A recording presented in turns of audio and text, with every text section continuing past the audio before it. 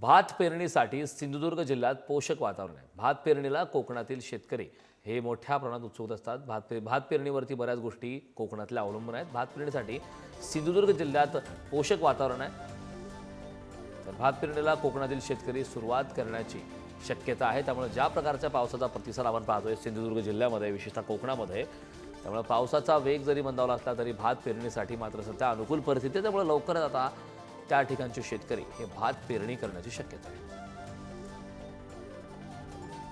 संदर्भात ताजे अपडेट देण्यासाठी आपले प्रतिनिधी उमेश बुचडे आपल्या सोबत जोडले। उमेश, आपण पाहतोय भात पेरणीसाठी सिंधुदुर्ग जिल्ह्यामध्ये सध्या पोषक वातावरण आहे आणि भाताची लागवड होण्याची शक्यता आहे। काय ताजे अपडेट?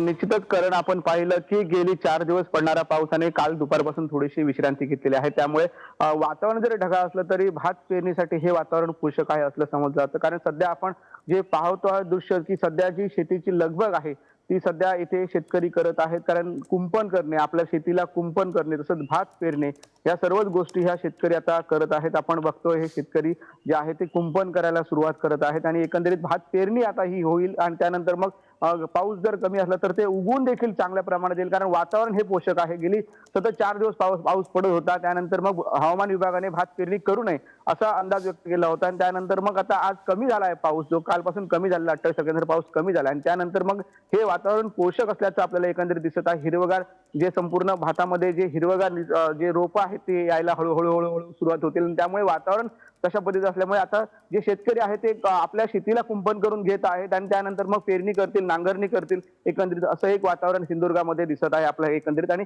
सध्याची परिस्थिती पाहिली तर आपण गेले जो आठवडा होता तो पावसाचा होता आणि त्यानंतर मग आता देखील पावसाचा अंदाज हवामान खात्याने व्यक्त केलेला आहे। पण सध्या कोकणामध्ये महत्त्वाची जी भात शेती असते आणि भात शेती केल्यानंतर आपण शेतकरी हा वर्षभर त्यावर अवलंबून असतो, त्या भातावर अवलंबून असतो आणि त्याच अनुषंगाने शेतकरी आता शेतीच्या लगबगत आपल्याला पाहायला मिळत आहे एकंदरीत करण। अगदी उमेश, खूप खूप धन्यवाद या महत्त्वपूर्ण अशा माहितीसाठी।